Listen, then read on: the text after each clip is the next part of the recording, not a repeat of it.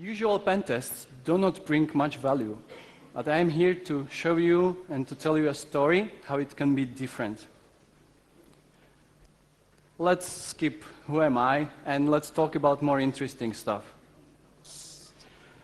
Customers usually want to test their network security, but only from the publicly available services. And servers, they are pretty much secure nowadays. Sometimes they even want to test you one web application, the most exposed one. So he has put a lot of money into it, and thus it's secure already. Once it was different. We got a request from a customer to test their network security, but also to perform social engineering via phone calls and emails, and to try to access their buildings.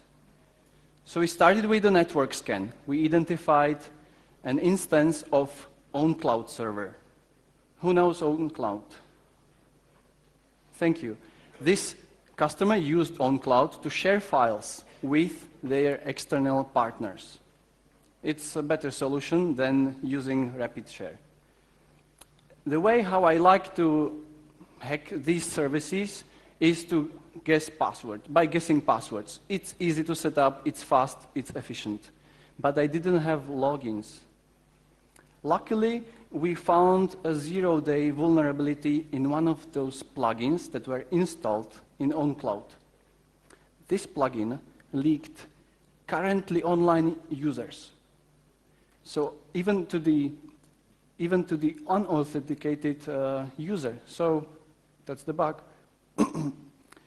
After hours of waiting, we collected enough logins to proceed with password guessing. When we tried simple passwords, we gained already tens of valid accounts. We could download files and upload files, but we couldn't run any code. We prepared a few scripts for phone calls. Every time we asked a few innocent questions, and then we asked the one that was important to us. And that is, which brand of antivirus do you use? Many times, the employee didn't know. One of them even told me, I don't know, but the network administrator works at the end of the hall, let me ask her. I said, no, it's not necessary. If they say they don't know, we offer them a tool that will automatically report this information to us. It was just enough to run this backdoor tool. And we uploaded it to the OwnCloud server, so it served from their own domain. We also faked the outgoing phone number, so it looked more trustworthy. We tried spear phishing, which is infecting via email attachments. For this, we tried to apply for a job. From this effort, we never received a connection back. So maybe, that's my guess, maybe they didn't even open our applications. So if you look for a job and you don't get an answer, maybe that's the case. Every time we saw a login form, we tried to guess passwords. But there is a risk of locking accounts. If there is Microsoft Active Directory and the policy, and it allows only maybe 5 attempts, and then the account gets locked, then it might cause trouble to many employees. So we used instead a different trick. We used only one password, and we tried it for many logins. We tried a long password that has uppercase letters and lowercase letters and has numbers, something like Winter 2019. I'm sure many people will choose this password in the near future. This way, we gained access to emails and to their intranet. What have you found there? In the email, there were emails from the security department about flash drives that they are allowed to use. Each employee got a USB flash drive of a certain type, and no other flash drives were allowed. We prepared for this engagement and we bought beautiful pink flash drives from some e-shop, and we wanted to put them on a parking lot, maybe bathrooms, or just pretend we found it on the street while walking a dog, and we tried to put them to some employee. And these were not looking the same, so we returned them to the e-shop. What did we find in the intranet? There were security measures and documents about how the buildings and network is organized. We used this information later. We tried to get as close to the building or inside, as close as possible, or inside. This is how it looked like on Google Maps on the satellite view. The wall on the top, that's the target. Around that, there is a parking space. Then there is a fence, garden, and houses. So if I wanted to go closer, I needed to go through this block of houses. So I took leaflets, advertisement leaflets, and I pretended I'm giving them to mailboxes. Actually, I had to do, because the owners were checking me and controlling if I really do, if they allowed me to go inside the building. And then I wanted to go through the garden and then climb over the fence. If not, there is something sharp or it's not possible, or I am not able to, then I will just take USB flash drives and throw them onto the parking lot. When I was in the buildings, I saw that the fence is a 4-meter high wall. So it didn't work. We tried trash diving, and the customer didn't limit us in this. He was actually surprised that one of the trash bins was not locked. This is a funny picture. These are pentesters with diplomas from universities. We collected anything that looked like a paper, and colleagues put them, the parts of the papers together. The customer was surprised that we found documents, like documentation from the alarm system and similar things. But we didn't get inside. And we wanted to do it. And I thought, like, I will use some lockpicking or something like that. This picture is from another engagement. Let me share the story quickly. We traveled a few hundreds of kilometers to get there. It was some industry facility. And we received helmets, and we had to sign papers that we have to obey security measures, safety measures. If not, and we die, then it's our responsibility.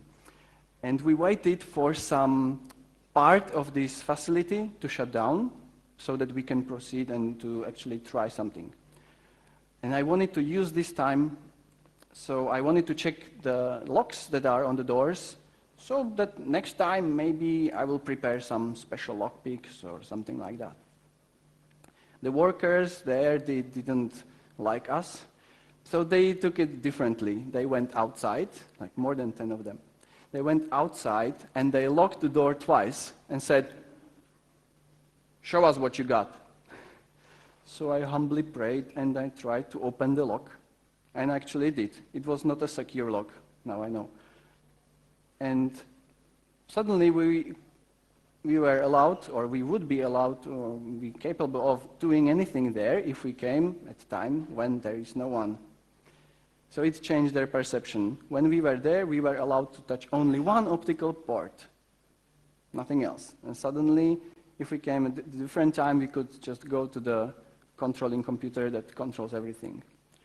But at this engagement, it's different. The lockpicking this couldn't be done, because what we saw on the intranet, there were measures about the receptionists. There were 2 receptionists all the time, or should be. And if we wanted to go by car onto the parking lot, there were 2 gates. There is a receptionist checking the car, there is a gate, there is a card reader, there is a camera scanning the license plate, and there is the second gate. So we didn't even try this one. And there was this huge fence around that I couldn't jump over. But my friend, he tried something different. He used the reception, something called tailgating. There was a lady going inside the building, and he was behind her and tried to go through as well, but there was this tourniquet that allows only one person at a time. So he asked her politely if he can go inside, if she allows him to go in. And she said, use your card. So he had some card, but it was a card from a consulting company, not very related to this company. So it obviously didn't work. So he asked her first, can you use your card? And she said, no, I would have to leave first, but with a reason. I have to push a button, like I am leaving to a doctor, or she has to have some reason, and then she can enter. So this didn't work out. So he went back a few meters and asked the receptionist to go in. The receptionist was rough. Who are you meeting with? And he was prepared that he printed out some papers, some presentation from a very boss of the company. So he read his name, and the receptionist called one of the assistants. The assistant came down. She was very busy. And she said, you don't have a meeting with our boss. But he was allowed to go in with a visitor card and wait on the assistant behind the tourniquet. So my friend acted, oh, really? I don't have, my colleague must have screwed up. Let me call them. And the assistant was busy, so she went upstairs to finish her work. And he was left behind the tourniquet. He was still visible to the receptionists. He just took his things, put them on the table, and he went to bathroom. He wanted to leave some flash drives there, of course. And when he came back, he saw that none of the receptionists are there anymore. So he took his things so that it would look like he left, but instead he went inside the building. And he walked through the building and to the second connected building, and in one of the halls, he met a guy. This guy definitely knew, or at least looked like he knows my friend, but my friend didn't know this guy. So who could that be? It was the security guy who ordered us, and he knew us from the photos on the CVs that were as part of the communication. We didn't know him personally. So by this only eye contact, there was this information exchange that, oh, you got us, you are inside.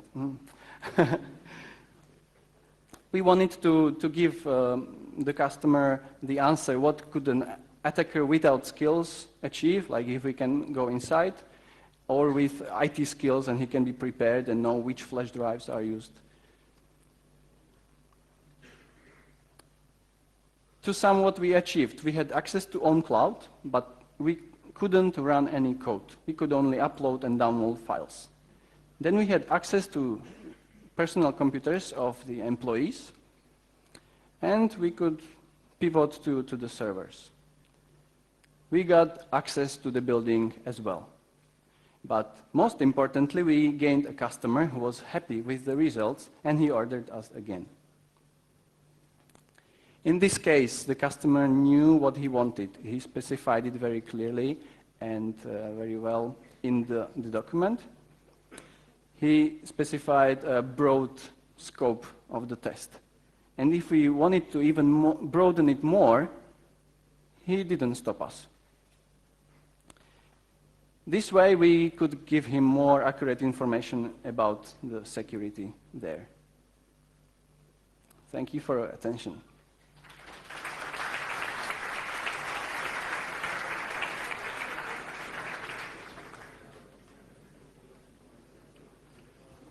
Are there any questions?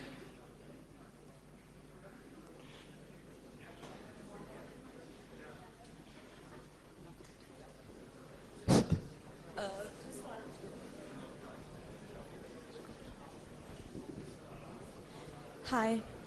Have you ever been busted on a penetration testing, and what have you done at that time? Pardon? Have you ever been busted on a penetration testing, either physical or software?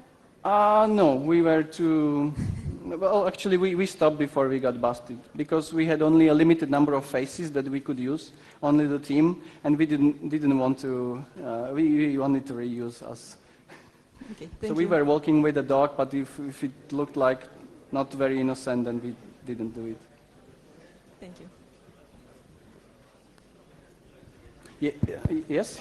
For a returning customer, what changes have you seen when they come back to you asking for another set of penetration tests with more wider, like giving you more of a free hand, but has it ever been more difficult for a customer who comes back to you? Like, did they implement the changes, and what's the usual ratio / percentage of changes that you recommend they actually implement? May I rephrase the question? Is it like this customer, what changes did he apply? Yeah, recommendations from you guys, did they actually implement it, and what was the percentage of recommendations on an average you see the He customers? implemented all of them. He changed everything, and he even rebuilt the reception. So there is a guest area now so that this is not possible anymore. Thank you. Yeah. Okay. One more. Sorry. There is one more. There are two. How many questions do we see? So I see 3, 4. 2 questions. There are 3 on this side and 2 on this side. Okay, so who was first? Martin. I don't remember because I have. But Okay, I let's saw start the lady here. and Let's start here. yeah. If the guard are armed, you continue the pen testing. Pardon? I didn't understand. If the guard are armed, The guard? if he has gun, Oh, her gun. you continue the pen testing. That's a funny question. I didn't know. I don't think he had a gun. Maybe. Yes? Hi again. After you successfully penetrated a system, was it hard for you afterwards to speak with the blue team, with the internal security team, and explain to them what went wrong? And was it hard to have a discussion with them on how to better secure in the future the system? The blue team was actually the one that ordered us, and they were happy with the result. They said, oh, this is different. When the test that we had previously, there was some probably vulnerability scan that was just translated or something like that. So it was maybe tough for them, but they had a good position and good relationship with the director probably. Okay, so they were pretty open, but did you have any blue teams that weren't that open to suggestions? Oh yeah, that happens many times. Yeah. And what are your recommendations in order to better have a communication with them? Like if they order us, then they are willing to cooperate. I think you speak from your experience, I guess. Yeah. If not, then maybe to build the trust first. Like with the workers, we came there only to build trust. We actually were not allowed to do much at first. Thank you. Thank you. Martin, we have one more question here. So everybody that still has questions, please approach Martin during the breaks. He will answer to all let's your meet questions. afterwards. Let's hear it out. Thank you for your presentation. I have a very small and simple question. Why the usual pentests suck? Because they are limited. Because the scope is very limited, and it may happen that, okay, the web application that you want me to test is secure, but next to it there is this debugging instance of the same application, and it's very easy to hack. That happened to me already. Okay, thank you so much, Martin. Such an awesome presentation.